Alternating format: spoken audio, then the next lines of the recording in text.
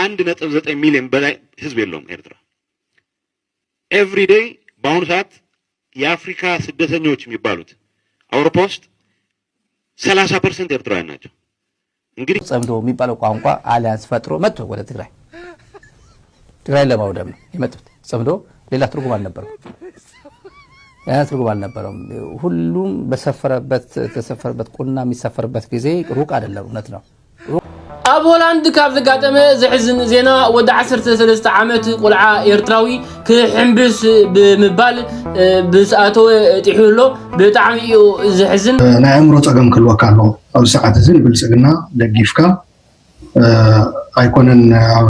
ኣብ ኤርትራ ዝመደበሮም ኣምባሳደራትን ዲፕሎማሰኛታትን ብምኽንያት ዕረፍቲ ሓርበኛ ወይዘሮ ኣዳነሽ በርሀ ንኽቡር ፕረዚደንት ኢሳያስ ኣፈወርቅን መላእ ስድራ ቤትን ናይ ጽንዓት ይሃብኩም መግለጽታቶም ኣቕሪቦም እቶም ኣባላት ማሕበረሰብ ሰናይ ሰበር ዜና ኣብዚ ከዝለሎ ስጋት ጦርነት ስዒቡ ሙሉእ ናብ ሰላም ከም ዝምለስ ደስ ዝብሉ ሓበሬታታት ኣብ ምውፃእ ይርከቡ። በአሁኑ ሰዓት ሰበር ዜና ሰምቷል። በትግራይ እየታየ ያለውን ውጥረት ተከትሎ የአውሮፓ ህብረት ማለትም መቀመጫውን በኢትዮጵያ ያደረገው የአውሮፓ ህብረት በአሁኑ ሰዓት ለቲፒኤልኤፍ ማስጠንቀቂያ ያዘለ መልእክት አስተላልፏል። ይህን መልእክት ወደ እናንተ ላድርስ። ሰላም ክቡራት ተኸታተልቲ ከመዮም ሲኹም ለምውን ከምቲ ልሙድ ዝተፈላለዩ ዋናዊ ሓደሽቲ ሓበሬታታትን ከምውን ዋናዊ ምስልታት ዘልኩም ቀሪቡ ኣለኹ። ነታ ሚድያ ድማ ሓድሽ ዝኾንኩም ሰባት ሰብስክራይብ ብምግባር ቤተሰብ ምዃንኩም ኣይትርሱ። ኩላና ድማ ላይክ ብምግባር ነታ መደብና ንጀምር።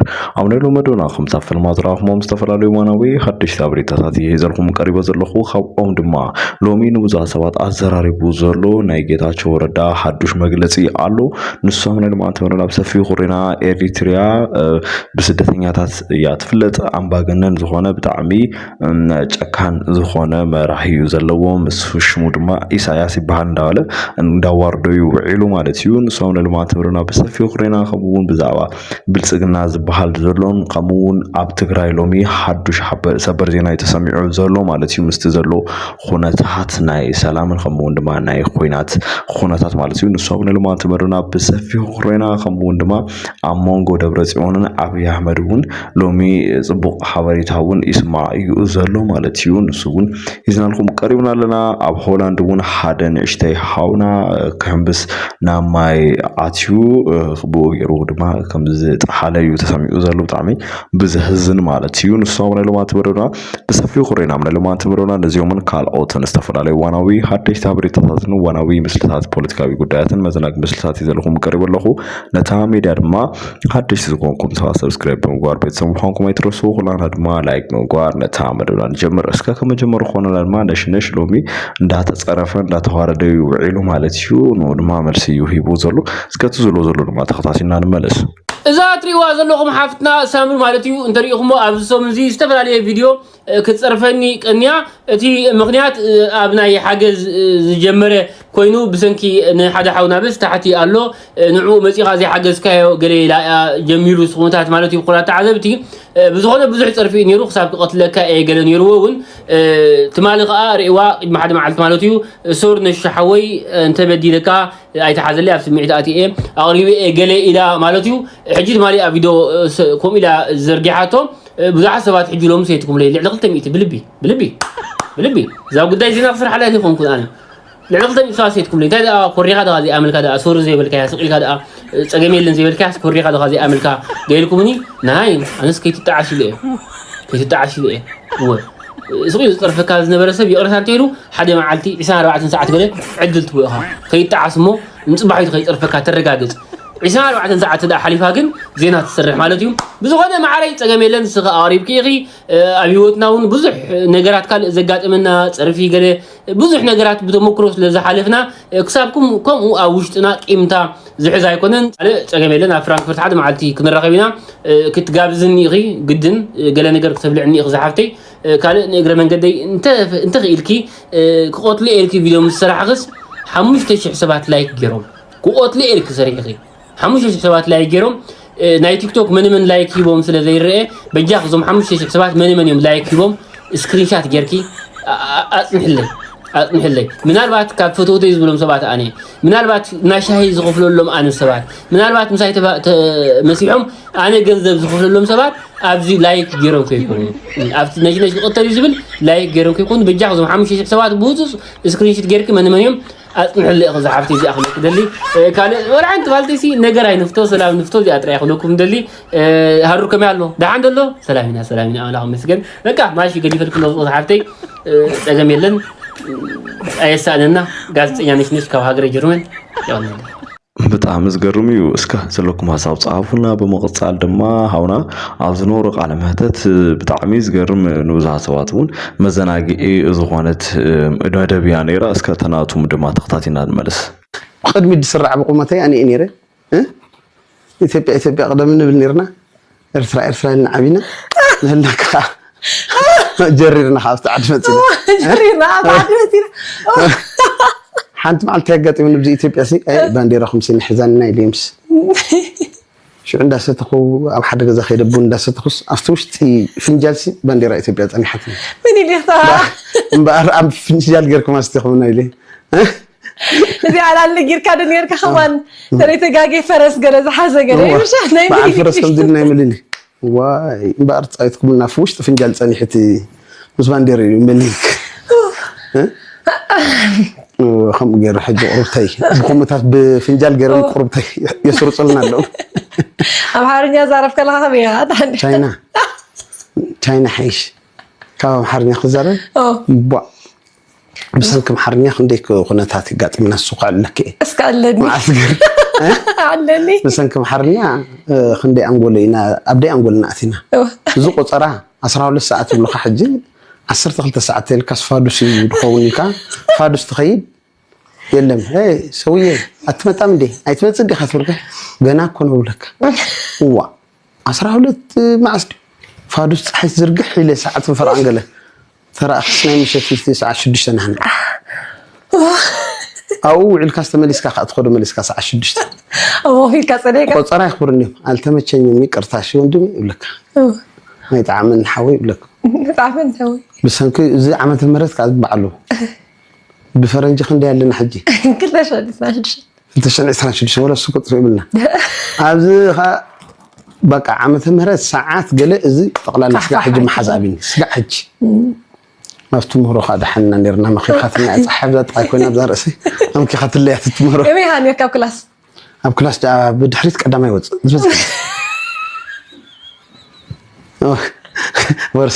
ورسنا التتمرت دي كنا مردا ابينا دبز حق زي وعاتنا نيرنا نبا اسكلت طراوتنا قديشنا نخيد قلي كومينا نيرنا برد حد صني لسمعي خاب اسقع زد حزين وص يا خط مرتي صني كان سمعك صني تسمعي كل انت نسبلي حزين وص باكستيشن قنيله حد فيديو مش نيرة تجرر نيرة ناتكا اسع كاغلي من اسيد خونس انا يقول هو بعلين دي نسو عبد الفيني كم زي حقوسن اندحامي لي اسميه زي حقوسن اندحامي اللي اندي سميه سا تقول تي سلل لمي دواسك حج سلل بلنياتي تمرع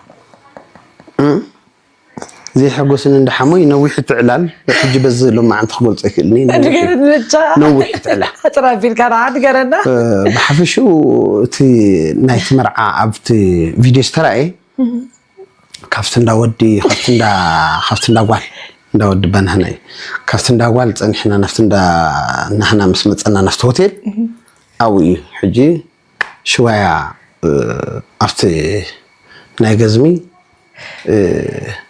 ورقي ناي لقحت تسليما زمصتو وانو بعد ورق بزدو يلو خلصي غزمي 2 مليون 3 مليون ده تصبخس بولو خافتم عبيتنا عشتنا وراردنا زي مرعنا يوم كان سلازلو شوعات 100 شح يقولون وي بعد الورق خا يقولني واي زي عند دا قند دا نزاولكم بفنستراخ صدا اذا عينتي عرفت اندا ود مسكدا عن كل بقى الناس يحرقان نيرو دحرقنا بحقوس تغير يا اخي خلت فيديو در اخي مبر كم استراحت منك وانا بسنك خزمي وانا ادو ليره بسنك غزمي غزم زمطي كم زخنا بزحات له شرك بالولد اللي استبدلوا ها ها لك هو دبي اسكم مغزال مالوم ياب تقرأ بزعوات زلو خناتها زلو سبر زين اسكا تخطاتنا الملس በአሁኑ ሰዓት ሰበር ዜና ሰምቷል። በትግራይ እየታየ ያለውን ውጥረት ተከትሎ የአውሮፓ ህብረት ማለትም መቀመጫውን በኢትዮጵያ ያደረገው የአውሮፓ ህብረት በአሁኑ ሰዓት ለቲፒኤልኤፍ ማስጠንቀቂያ ያዘለ መልእክት አስተላልፏል። ይህን መልእክት ወደ እናንተ ላድርስ። የአውሮፓ ህብረት በሰሜን ኢትዮጵያ ያለውን ውጥረት እንዳሳሰበው ተናግሮ በተለይ ቲፒኤልኤፍ በትግራይ ተመሳሳይ ወይም ትይዩ ክልላዊ ምክር ቤት ለማቋቋም የወሰነውን እርምጃ እና በአንድ ወገን ውሳኔ ወታደራዊ ግዴታ ወይም ምልመላ ማስፈጸም በ2022 በፕሪቶሪያ የተፈረመውን ቋሚ የጦርነት ማቆም ስምምነት ግዴታዎችን የሚጥስ መሆኑን ገልጾ በተጨማሪም የፕሪቶሪያን ስምምነት ለማስፈጸም ሁሉም ወገኖች ድርድር በአስቸኳይ እንዲቀጥሉ ጥሪ አቅርቧል። እንዲሁም በአፍሪካ ህብረት ከፍተኛ ተወካይ ፕሬዝዳንት ኦሉሴጉን ኦባሳንጆ የሚመራውን ሽምግልና ጥረቶች ሙሉ በሙሉ ዓላማው እንደሚደግፍና ዓላማው ደግሞ ሰላምና መረጋጋትን ማረጋገጥ መሆኑን እንግዲህ ገልጿል። በኢትዮጵያ የሚገኘው የአውሮፓ ህብረት እስከ መغጻድ ማሎሚ ሐዘነ ኢሳያስ ታይ ምስል ከመሆን ድማ ሰፈላልዩ ሰባቱን ዘመሐላልፎ መልእክት ተኸታቲና እንመለስ። ኣብ ኤርትራ ዝመደበሮም ኣምባሳደራትን ዲፕሎማሰኛታትን ብምኽንያት ዕረፍቲ ሓርበኛ ወይዘሮ ኣዳነች በርሀ ንኽቡር ፕሬዝደንት ኢሳያስ ኣፈወርቅን መላእ ስድራ ቤትን ናይ ጽንዓት ይሃብኩም መግለጽታቶም ኣቕሪቦም እቶም ኣባላት ማሕበረሰብ ዲፕሎማሲ ነዝገለጹ ሎሚ ኣብ ሰዓታት ቅድሚ ቀትሪ ናብ ቦታ ሓዘን መንበሪ ስድራ ቤት ኣብ ዝበጽሑሉ እዮም ب22 سنة أم بلتي 97 عامت عدمين كابز عالم بموت استفليا حربنيا أدانش برها سنة سرعة كبرن ب24 سنة أم مكان مغابر تصولت تفزيمو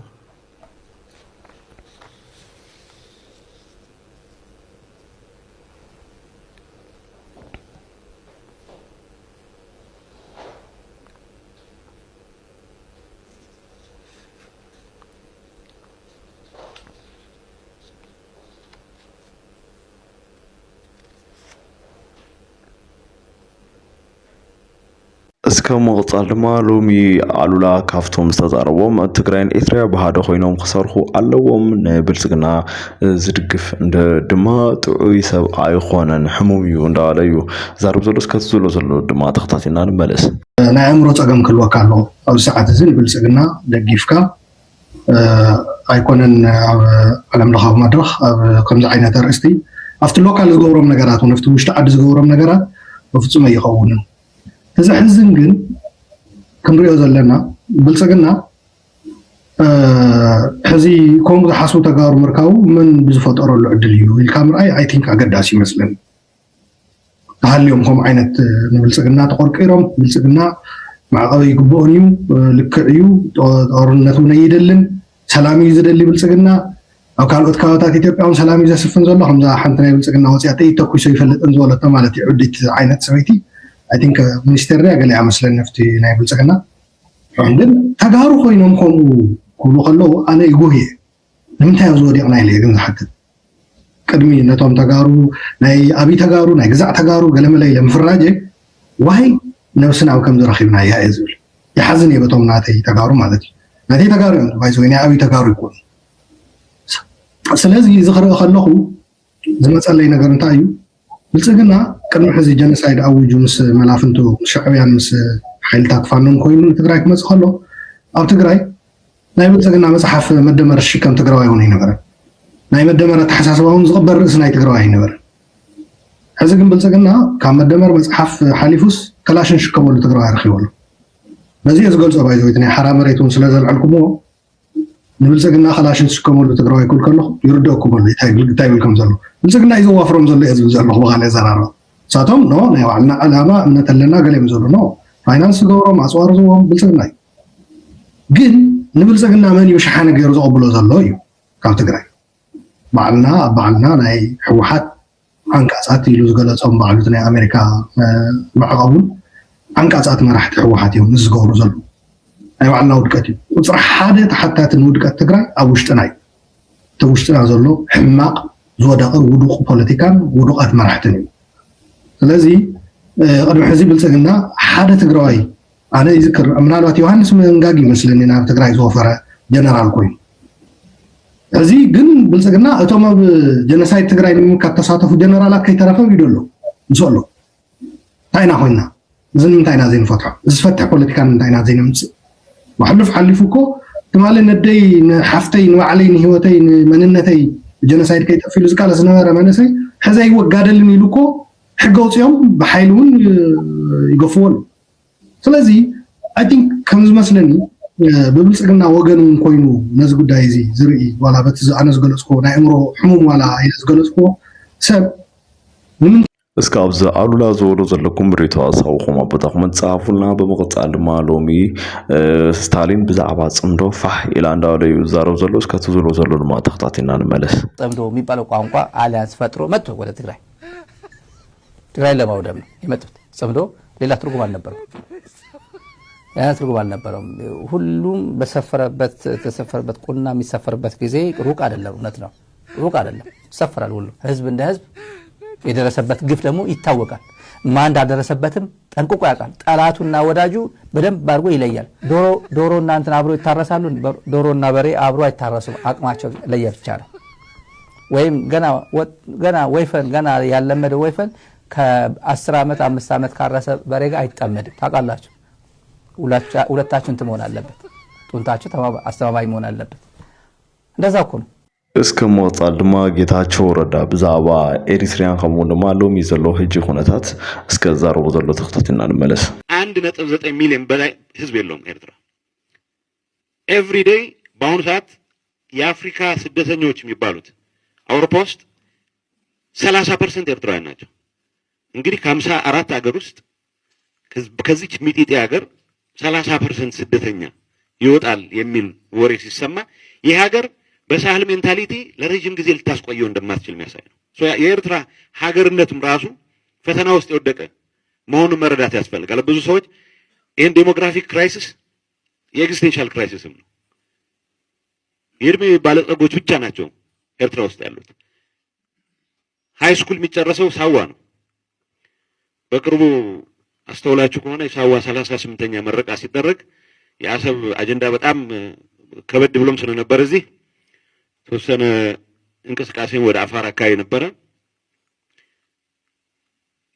የሳዋ መድረክ ላይ ከቀረቡት ዘፈኖች ከ7ቱ 5ቱ አፋርኛ ሆኑ። ወዲያውኑ ያስታውሷቸው። ምክንያቱም አብዛኛው ከ100 ሺህ አይበልጥም ኤርትራ ውስጥ ያለው አፋር። ወደ 700 ኪሎ ሜትር ያለውን ቦታ የሸፈኑ 100 ሺህ አፋር። የጎሳ መሪዎቹ ኢትዮጵያ ውስጥ ነው ያሉት። በአንድ ወይም በሌላ መንገድ አሰብን ማቆየት የሚያስችል ወታደራዊም ዲፕሎማሲያዊም ታሪካዊም ዲሞግራፊክ መሰረት የለው። እሱ ወደ ኋላ የምንመለስበት ሆኖ ምን ያክል በፈተና ላይ ተመሰረተ በአንድ ሰውዬ አይረን ፊስት በሳህል ዲሲፕሊን ላይ ተመስርቶ እንዲቀጥል የሚፈለግ ሀገር መሆኑን መረዳት ጥሩ ነው። ኢንጌጅመንታችን ምን ሊመስል እንደሚገባውም ዲፋይን ስለሚያደርግልን ስለሚያግዘን መንግስት ሲመሰረት ሮድማፕ የሚባል የሌለው የሌሎቹን ሪሶርስ የኔ ብሎ የሚያምን ቃል ይገባለት የለም። አንድ አጋጣሚ ጠቅላይ ሚኒስትር መለስ በዛ ጊዜ ሲጠይቅ አይ ብርና ናቅፋ እንዲሆናል ብላችኋቸዋል፣ እንደዚህ ቃል ገብታችኋል ወይ? ትንሽ ኢኮኖሚክስ ስለሚያውቅ ሰው እንደዚህ አይነት የተለያየ ማክሮ ኢኮኖሚ ፖሊሲ የሚከተሉ ሀገሮች እንደዚህ አይነት ቃል ሊገባ አይችልም። ግን እንደዚህ አይነት ቃል የገባ ደንቆሮ ካለም ይህንን ቃል ተቀብሎ ያመነ ከሱ የባሰ ደንቆሮ ሆኖ ይቻላልበታል። ተፎጋገሩ ይሆናል በእንትን ቋንቋ እሺ ይሆናል ብሎት ሊሆን ይችላል፣ አላውቅም። ግን ዋናው ነገር አንዲት ምሳሌ እሰጣችኋለሁ። ይሄ ታሪክ ነው። ኢትዮ ኤርትራ ጦርነት ከመጀመሩ በፊት የኢትዮጵያ ሪሶርስ ትጠቀማለህ የሚል ስለነበረ ግርማ አስመሮም ነፍሱን ይማረው ከዚህ ሀገር ሲባረር ያው ውሳኔውን ታውቀዋለህ። በዘሄግ ፍርድ ቤት አንድ አጠፋ ነው ከተባለው ጦርነት ውስጥ የዲፕሎማቲክ ፓውች ወርሰናል። በአጋጣሚ ኮፒዎቹን የማየት እድል ነበረኝ እኔ እና ደብዳቤ ሲጻጻፉ ወያኔ ድፍረት አብዝቷል፣ ጀነራል አምሽት ያግዘኛል፣ ባዳ አካባቢ ትንሽ ግጭት ሲፈጠር ትንሽ መመላለስ ጀምሮ ነበር። ወያኔ ኃይል እርምጃ ብንወስድ ምን የሚያደርግ ይመስላል አሰስመንት ስራ ይለዋል። ግርማ ትንሽ አራዳ ነው። እንደ አብዛኛው በሄድኩበት ቦታ ምን ያለ ኢሳያስ ይህን ያክል ሰውዬ አገሩን በሙሉ ቢያስተዳድር ነው እያለ ያለው። ከዛ ያሰምርና ኢሳያስ በእነዚህ ጉዳዮች ላይ ጥልቀት ያለው ጥናት አድርገህ ላክልኝ ይለዋል። ደሴ፣ ድሬዳዋ ምናምን ዞሬ አረጋግጫለሁ ብሎ ይልካል። ሶ ኤክስፔክቴሽኑ ትንሽ ገፋ ካደረገ አገርን የማስተዳደር ድል ነበረኝ ብሎ ያስባል። ሶ የኤርትራን አገርነት ሆስቴጅ ይዞ የጀመረ እንደ መነሻ እንጂ እንደ መዳረሻ አድርጎ የማይወስድ ሊደርሺፕ ነው የኤርትራ ሊደርሺፕ። ለዛ ነው አብዛኛውን በጀት የጎረቤት ሀገራትን ለማተራመስ ብቻ ነው የሚሆነው። እስከ አብዝና ጌታቸው ዘለኩም ሐሳብ ሪተኩም ጻፉና ነታ ሚዲያ ላይክ ሼር ሰብስክራይብ እንደጎርኩም አህዋተይ በመቀጻል ድማ ሎሚ አብ ሆላንድ ዘጋጠመ በጣም ሰህዝን እስከ ነሽነሽ ዘቅሮታታትና ንመለስ ኣብ ሆላንድ ካብ ዘጋጠመ ዝሕዝን ዜና ወደ 13 ዓመት ቆልዓ ኤርትራዊ ክሕምብስ ብምባል ብሰኣተወ ጥሒሎ ብጣዕሚ እዩ ዝሕዝን ኩሉ ግዜ ሳመር ክመጽእ እንከሎ ተደጋጋሚ ንዛረቦ ኢና ቆልዑ ጥራይ ዘይኮነስ ወላ ዓበይቲ ኣብ ኤርትራ ክልና ሓምቢስና ንኽኢልና ገለ ብምባል ኣብ ከምዚ ቀላይ ምስተሃርሩ ዘሎ ክሕምብስ ኢሎም ይኣቱ እሞ ብኸምኡ ዝሞቱ ዳርጋ ዓመት ቀጻሊ ንሰምዖ ዜና እዩ ተደጋጋሚ እውን ተጠንቀቑ ንብሊና ማለት እዩ እዚ ናይ ሆላንድ አጋጢሙ ዘለውን ብጣዕሚ ዘሕዝን እዩ ነቲ ቆልዓ መንግስቲ ሰማይ የዋርሶ ወደ 13 እዩ ህፃን ይኻክሎ ትኽእል ብሕፅር ዝበለ ብጣዕሚ ይሕዝን ኣብ ከምዚ ወለዱን ብዝተኻለ መጠን ጥንቃቐ ግበሩ ኢኹም ነቶም ቆልዑን ምምዓድ ገለ ጥራይ ዘይኮነ ብዝተኻለ መጠን ሓልውዎም ተኸታተልዎም ኢኹም ብፍላይ ኣብ ግዜ ሳመር ዓመት ኣነ ኣብ ጀርመን ብዙሓት ከም ይሞቱ እዮም ኣብ ስዊዝ ሓደ እዋን ዝሓለፈ ዓመት ይገለመይት ነይሩ ኣብ ናይ ቤልጅየሙን ክልተ መይቶም ደቂ ካልእ ሃገራት ማለት እዩ ከምኡ ቀጻሊ ዘጋጥም ስለዚ ሓደራ ንጠንቀቕ ክብል ደሊ ወላ ኣብ ኣፍሪካ ሓምቢስካ ካሎ እዚ ናይ በዓል ኤውሮጳ ገለ ግን ዝእመን ስለዘይኮነ ኣበይቲ ሕምብስ ገለ ክንፈልጥ ክንክእል ኣለና በቃ ንጠንቀቕ ንምባይልና ክብራት ተዓዘብቲ ደጊሜ ነቶም ስድራ ጽንዓት ይሃቦም ነቲ ቆልዓ መንግስተ ሰማይ የዋርሶ ኣየሳእንና ይቕንየለይ ሰናይ ሰበር ዜና ኣብዚ ከዝለሎ ስጋት ጦርነት ስዒቡ ሙሉእ ንሙሉእ ናብ ሰናይ ሰበር ዜና ኣብዚ ከዝለሎ ስጋት ጦርነት ስዒቡ ሙሉእ ንሙሉእ ናብ ሰላም ከም ዝምለስ ደስ ዝብሉ ሓበሬታታት ኣብ ምውፃእ ይርከቡ ኣብዚ ኸራማት እዚ ምንም ዓይነት ኩናት ከም ዘየለ ተረጋጊፁ ሰናይ ክረምቲ ይግበረልና بزغرم يچيم سلام يغورلنا حزبታት ሰላም خون يو زدلي كل حزبي خمون دما طعم يسمعنا እንዳልና ዶማንት ሲኖርተና ወደው ከም ተስተካክሉኩም ዝመስል ነይሩ ከምዚኦም ዛመሰሉ መደባት ቀዲውን አኹም ደኾሱ ሰብስክራይብ ዝቆርኩም ሰብስክራይብ በጓር ቤተሰብ ኾንኩም አይትረሱ በኻሎት መደባት ክሳብ ራኸብ ድማ ሰላም ይራኽወና ሐዋዘይ ቻው